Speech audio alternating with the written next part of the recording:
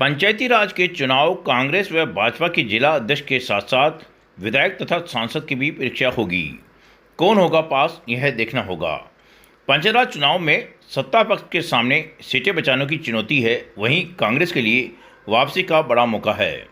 प्रदेश में निकाय एवं पंचायती राज चुनाव का बिगुल बजने ही वाला है।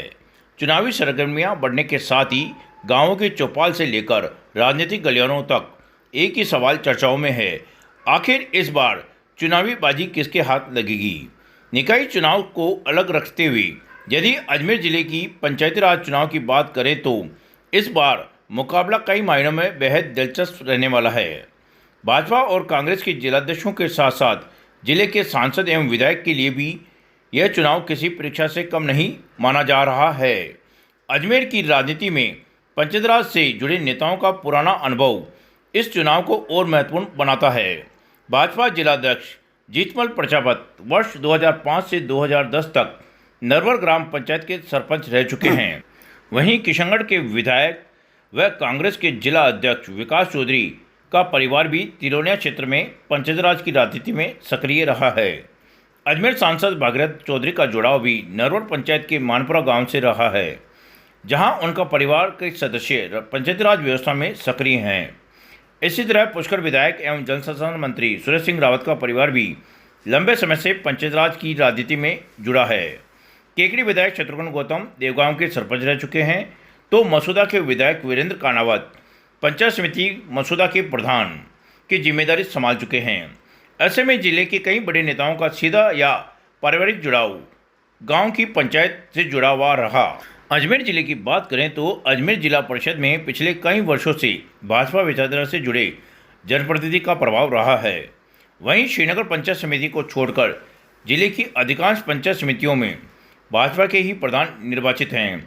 प्रदेश में भाजपा की सरकार है और अजमेर जिले में भी भाजपा के विधायक, मंत्री, केंद्रीय सरकार के मंत्री तथा आधा दर्जन के करीब जिले में मंत्रियों का कुनबा है।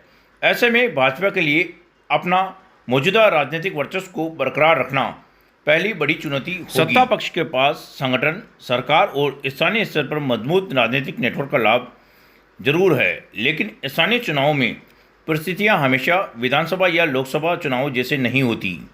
यहाँ प्रत्याशी का व्यक्तिगत जनसंपर्क, स्थानीय पकड़, परिवार और सामाजिक समीकरण और गांव में उसकी स्वीकार्यता काफ़ी मायने रखती है। दूसरी ओर कांग्रेस के पास जिले में फिलहाल एकमात्र विधायक विकास चौधरी हैं, जो पार्टी के जिला अध्यक्ष की जिम्मेदारी भी संभाल रहे हैं। ऐसे में आगामी पंचायत चुनाव उनके राजनीतिक नेतृत्व के लिए बड़ी अग्नि परीक्षा माना जा रहा है। भाजपा शासन में जिला प्रमुख और पंचायत समितियों के प्रधान पदों पर कांग्रेस की वापसी करवाना कांग्रेस जिला अध्यक्ष के लिए आसान चुनौती नहीं है। हालांकि कांग्रेस के पास सत्ता प्रदेश में नहीं होने के कारण टिकट के दावेदारों की संख्या भाजपा की तुलना में कम ही हो सकती है, लेकिन पार्टी जिस प्रत्याशी को मैदान में उतारेगी उसके पास संगठन को एकजुट करने की चुनौती के साथ साथ मजबूत जमीनी लड़ाई लड़ने का अवसर भी होगा। स्थानीय निकाय और पंचायत चुनावों में प्रत्याशी का चेहरा बेहद महत्वपूर्ण माना जाता है। भाजपा सत्ता में होने के कारण बड़ी संख्या में कार्यकर्ता टिकट की उम्मीद लगाए बैठे हैं। ऐसे में पार्टी के सामने टिकट वितरण के बाद संभावित नाराजगी को संभालना और बागी तेवरों को रोकना बड़ी चुनौती होगी।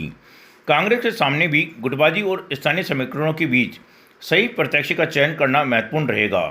कांग्रेस यदि मजबूत जनाधार वाले प्रत्याशी को मैदान में उतारती है तो कोई पंचायत समितियों में मुकाबला भाजपा के लिए आसान नहीं रहने वाला।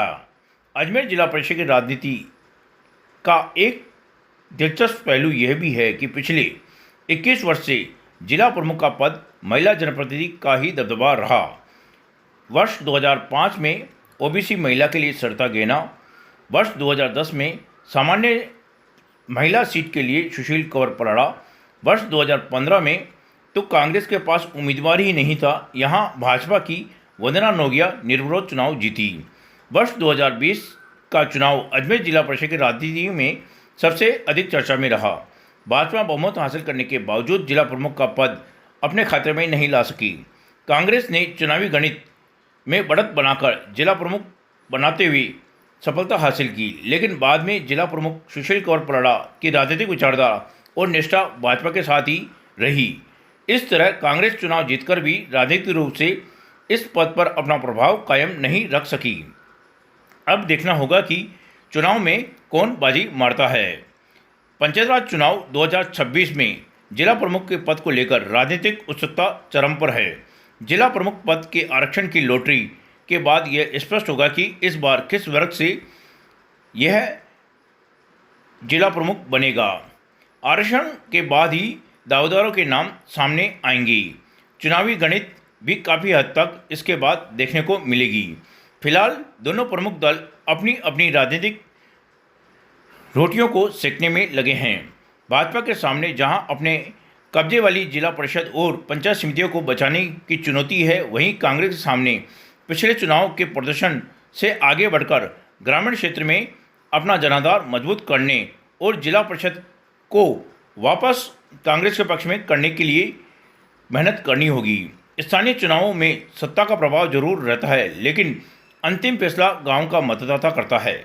ऐसे में इस बार देखना दिलचस्प होगा कि सरकार, संगठन और मंत्रियों की ताकत भाजपा को कितनी बढ़त दिलाती है और कांग्रेस का जमीनी संपर्क भी उसे कितना मजबूत करता है। अब सबकी नज़र पंचायत चुनाव की तारीखों और आरक्षण की स्थिति पर है। इसके बाद ही अजमेर जिले की चुनावी तस्वीर और अधिक साफ होगी। सवाल सिर्फ यह नहीं है कि जिला प्रमुख कौन होगा, बल्कि यह भी है कि भाजपा और कांग्रेस जिलाधीशों के साथ सांसद और जिले के विधायक इन ग्रामीण राजनीतिक परीक्षा में कितने अंक हासिल कर पाते हैं। आवाज़ राजस्थान की पंचायत चुनाव से जुड़ी हर महत्वपूर्ण खबर, संभावित समीकरण और ग्रामीण क्षेत्रों की राजनीतिक हलचल से आपको लगातार रूबरू कराता रहेगा। पंचायत चुनाव की हर अपडेट के लिए आवाज़ राजस्थान की के यूट्यूब चैनल को सब्सक्राइब करें और प्ले स्टोर पर जाकर आवाज़ राजस्थान की ऐप डाउनलोड करें। वेबसाइट, फेसबुक सहित अन्य सोशल मीडिया प्लेटफॉर्म से जुड़कर भी आप ग्रामीण विकास और पंचायत की खबरें देख सकते हैं। आवाज़ राजस्थान की अब नए अंदाज में।